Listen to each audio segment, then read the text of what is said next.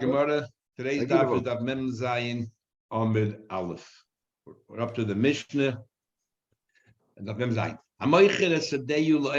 There's an argument if a guy who owns land in Eretz Yisrael, does he actually own the land itself or just the use of the land? Does he own the land itself and therefore any crop that he has is no longer a chiv of truma, there's no longer a chiv of meiser, there's no longer anything shemitah? Or do we say the land itself is holy, it's still part of Eretz Yisrael, you still have to give truma and meiser and all that?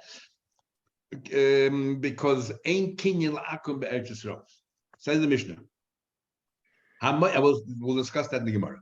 Now we know you're not allowed to sell land in Eretz Yisrael to a goy because it says lo yisechanem. You're not allowed to give them a resting place in Eretz Yisrael. In fact, we learned enough tests over there that there's the mitzvah of Yishuv Eretz Yisrael to buy property from a goy. We allow you to have a goy write for you shtaris and all that on Shabbos. So we should penalize you. If somebody sells a field to a goy, the din is like keach. Umevi mimenu bikurim. You still have an obligation to go to that guy. We penalize you. I'm now telling you what Rashi says, because Tosfos argues and others argue.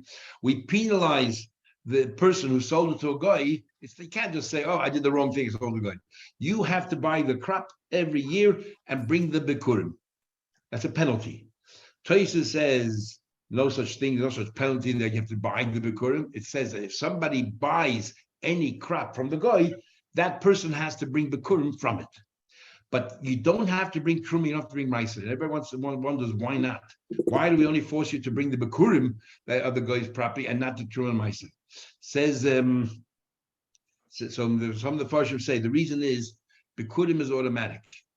Automatic, the first fruits are what you have to bring to Yerushalayim.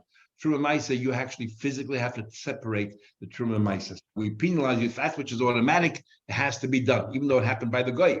There's a chalois. Truma Maisa, there's no chalois by itself. Someone has to separate it. So that we're not going to penalize you. And the Mishnah says, why? If they tikkun olam, we don't want people to go around selling properties to goyim in Eretz Yisrael. Says the Gemara, Rabbi said, Rabbi said follows. A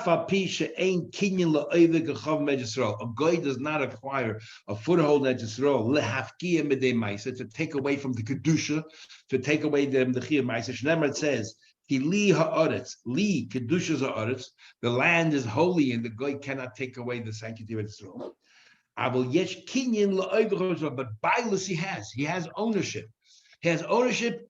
In a physical sense, but not in a metaphysical sense. In what way? The guy has the right, if he bought the property, has the right to dig holes in caves and all that. So he has bailus over the land, but not over the kedusha. So any mitzvah which is born out of kedusha, like truma and ma'aser and all that, the guy cannot take away. If you buy from the guy, you have to give truma, you have to give ma'aser.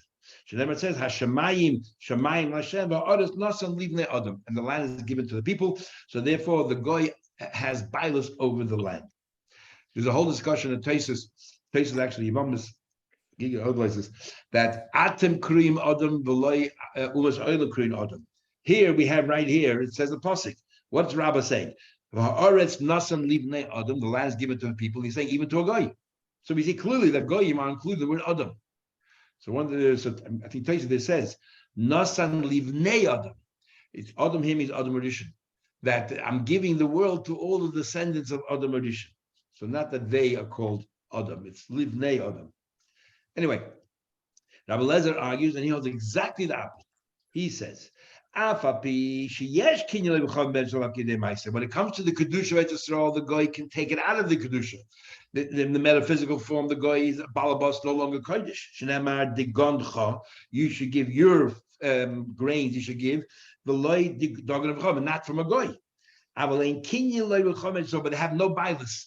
They cannot own the land, the physical land. Exactly the opposite of what Rabbah said. The physical land they cannot own, but the kedusha they can remove.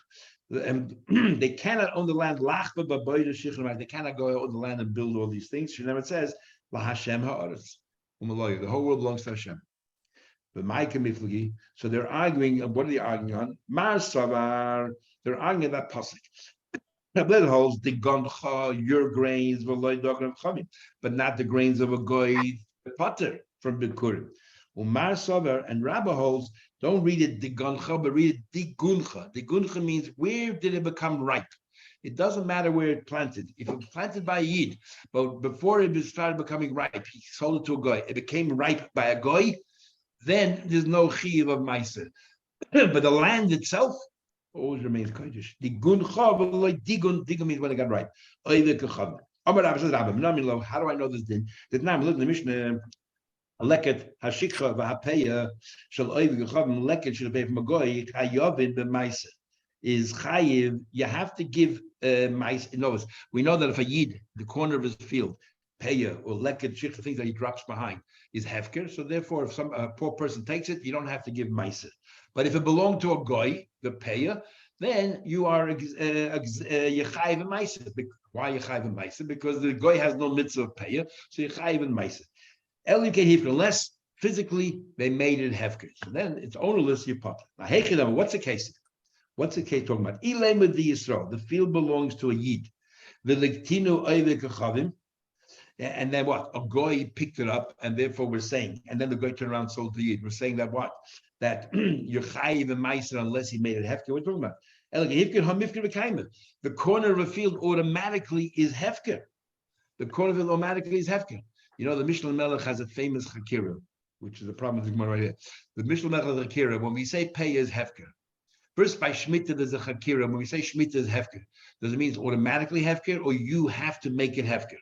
Is it afka'ata the malka, the king took it away from you, or it's the person itself has to make it hefker? So the Mishnah Melech has a similar question regarding paya. Paya, you make hefker. You put it in the corner of this, so obviously you make it hefker. So paya, he said this. Is it hefker straight away, or is it hefker only after the poor person took it in their hand? And the nafkamina he talks about is if a rich person took the paya illegally, he took the paya, does he have to give mice or not? If it's automatically, if it's hefker straight away, the corner, then he doesn't have to give mice as wrong as it is. But if it doesn't come hefker unless the poor person picked it up, then he's still chayiv in ma'aser. Here you see clearly from the Gemara here. The Gemara says it's automatic. It is hefker just lying there on the ground. So why by the guy picked it up? You say, oh, only if the owner made it hefker. What does that mean? Talking about the guy is the owner of the field, but the Tini Yisrael they picked it up. Is the time of the hifker? You tell me what? That the only reason why and seems to me the only reason why the Yisrael picked it up as potter from Meiser is because the goy made it hefker. Had the goy not made it hefker, you'd be chayiv Meiser. What does that prove? That the goy's ownership does not in any way remove the mitzvahs, the kedusha, which results in the mitzvahs of truma, Meiser, and all that. Hola hifker chayiv. Take no proof. Like no, la'olam the Yisrael. The field belonged to a yid, but the tino and a goy picked it up. You asked the question, the field's already hefker. It's already hefker, so why do you have to make it hefker? When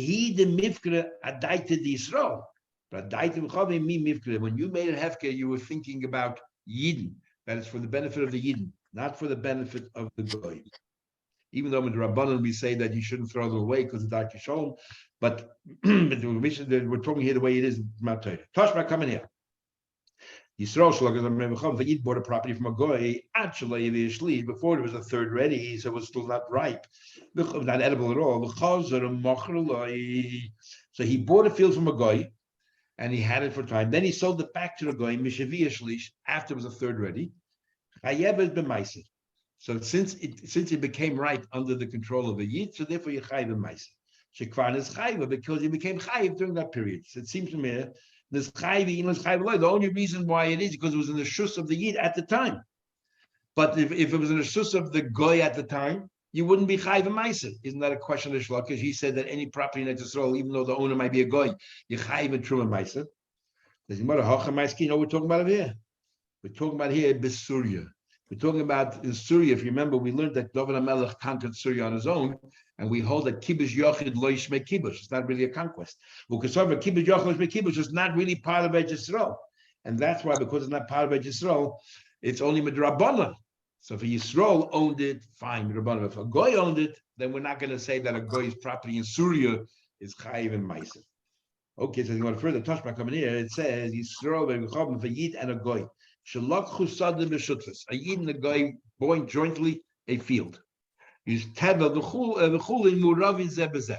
If a Yid and a Yid has the mitzvah of Truma and Maisa, so for him it's Tevel. Toiv loy, the true is not edible until you separate the Trumas and Maisas.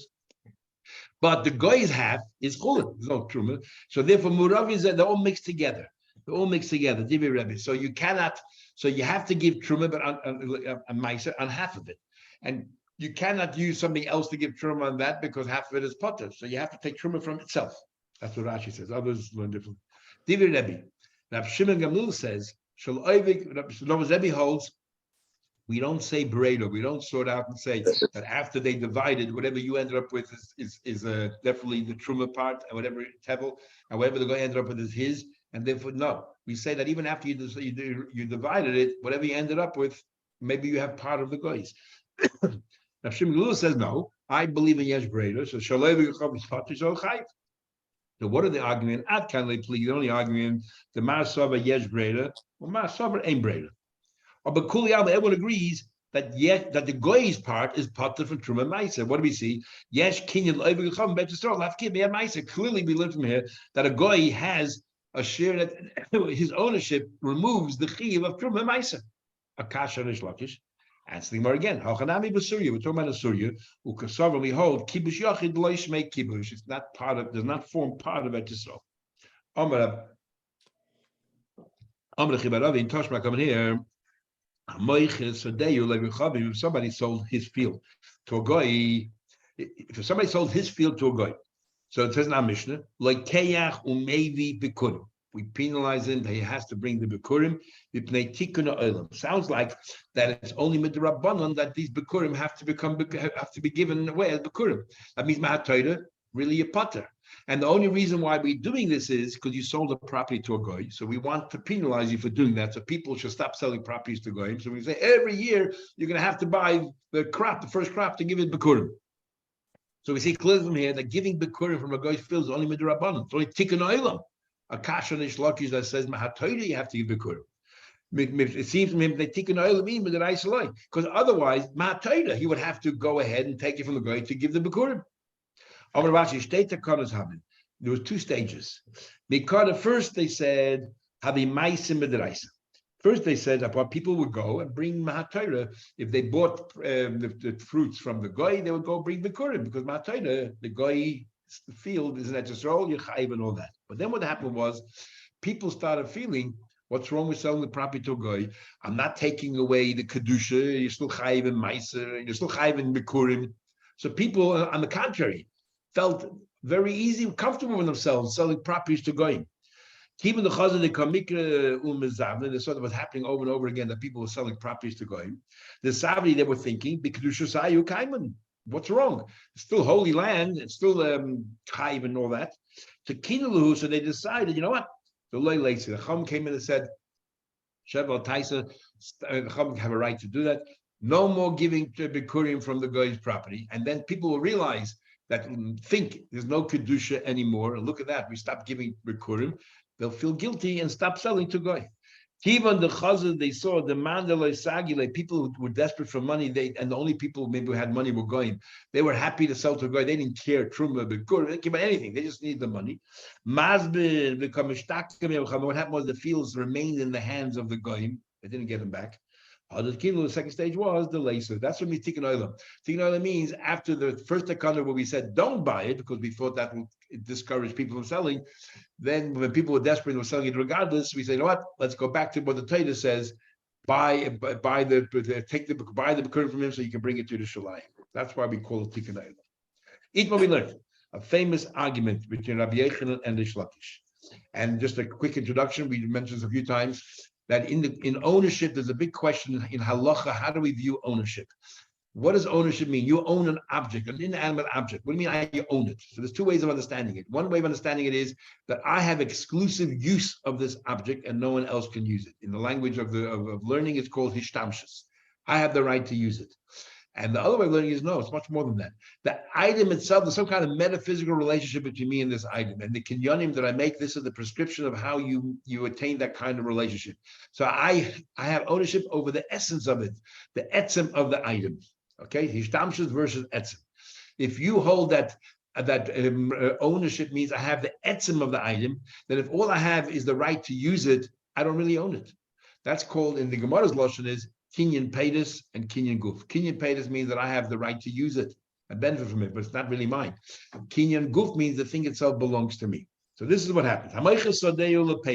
Somebody sold a field, but only for the use to somebody else, that they can use it, they can get the fruits, but the land itself still belongs to me. I retain ownership. Rabbi Yechonah says, maybe the koder, he can bring bikurim, the person who bought the fruits can bring bikurim and say that the land that you gave me, because since he has the use of it, it's as if it's his. Reish Lakish says, maybe the einu koder. Reish Lakish says that maybe the einu koder, he still brings it, but he cannot say the land you gave me because he doesn't own it. The other person owns it. The first we have a hard time understanding, so why maybe? Why bring it all then? If it's not yours, then you're not chayiv at all. So from different psukim, we learn that maybe you still chayiv, there's a kosev. But you can't say the land that you gave me. Rabbi Yechonah is maybe koyde because can you pay the king with Rabbi? Having use as if you own it. And the Shlok said maybe in the koyde can you pay this love king of Damim. Having use of it does not mean you have ownership. Eisvei Rabbi Yechonah the Shlokish. Rabbi Yechonah asked the Shlokish a question. It says in the pasuk when it talks about bringing bikurim to Yerushalayim, it says you should rejoice with all the good that Hashem gave to you, ule beisecha, into your house, right? Ule beisecha. So what do we dash into your household? Melamed, a person when he gets married, he has nichse meloik from his wife, and the wife still owns the property, but he has the use because he gets a dividend because he's putting all the effort in. So melamed adam maybe bikure ishtei v'koyda. A person can take the bikurim from his wife's field, and all he has is the kinyan peitus, and he can actually say the psukim. Doesn't that prove that the use of it is as if he owned it? Rabbi Yechonah is right. Omar Shlaki says shiny horse is different. The chesiv it says ule beisecha. It says the pasuk. The pasuk says unto your household. So therefore that's different. Why doesn't the Shlakish learn from there? Everyone else should be the same thing. That every person who has peitus is like the goof. Because Rish Lakish learned that a husband's peiros is different than everybody else's, because there's certain obligations between the owner, the wife, and the husband as well.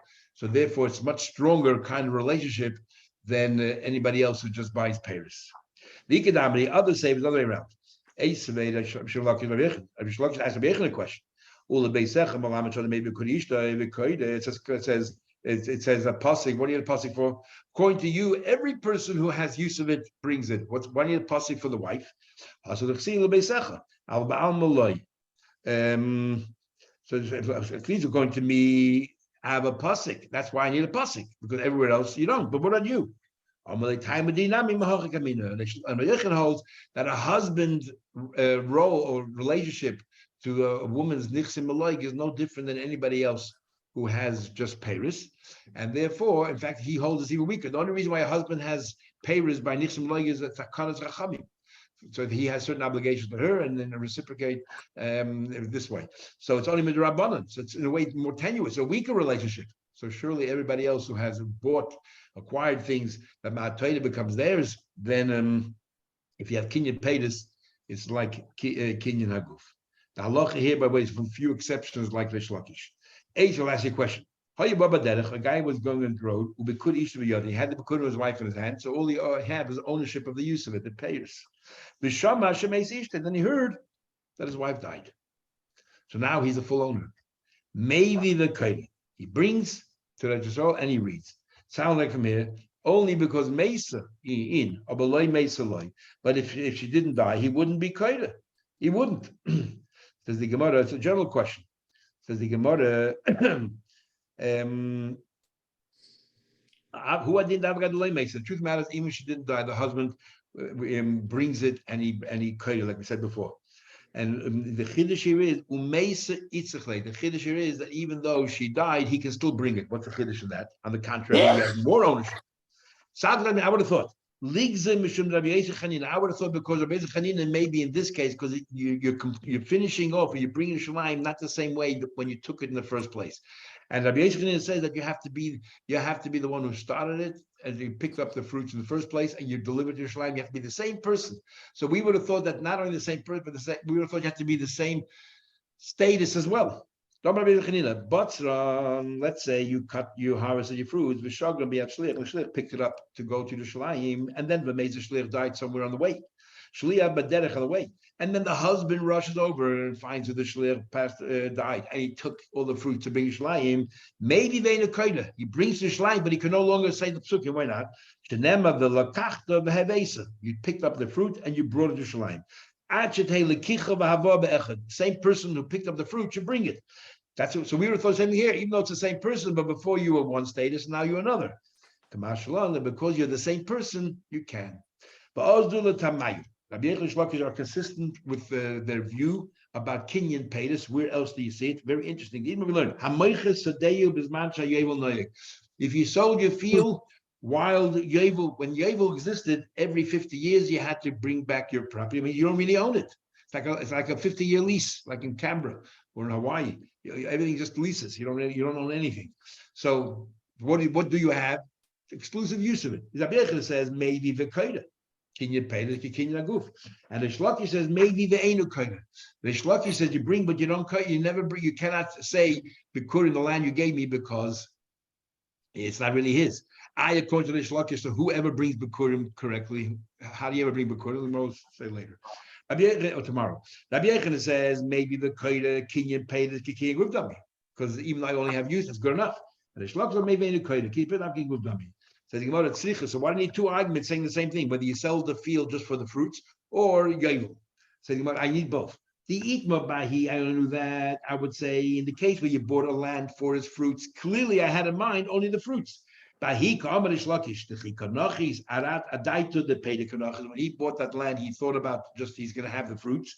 So therefore, he says you don't really own it. You can't say the land that you gave me, right? You can't say the notion is athlete. However, in the case of Yovel, even though there's a law that says you have to give it back Yovel, but when you bought it, your intention was to buy the field itself. That died in the Gufakanachas. You thought you're buying the field itself. Maybe in this case, that Kinyan Peiris is like Kinyan Aguf, because that's how people behave, as if you bought the field itself. So the Eid Mabah, so tells only the argument regarding Yovel. Then I would have thought, but how come Rabbi Yechon? Only here Rabbi Yechon argues, and he says, well, it's as if you own the field itself, bring the Bikurim. When the case when you bought the field only for the fruits, maybe he is moided. Therefore we need it.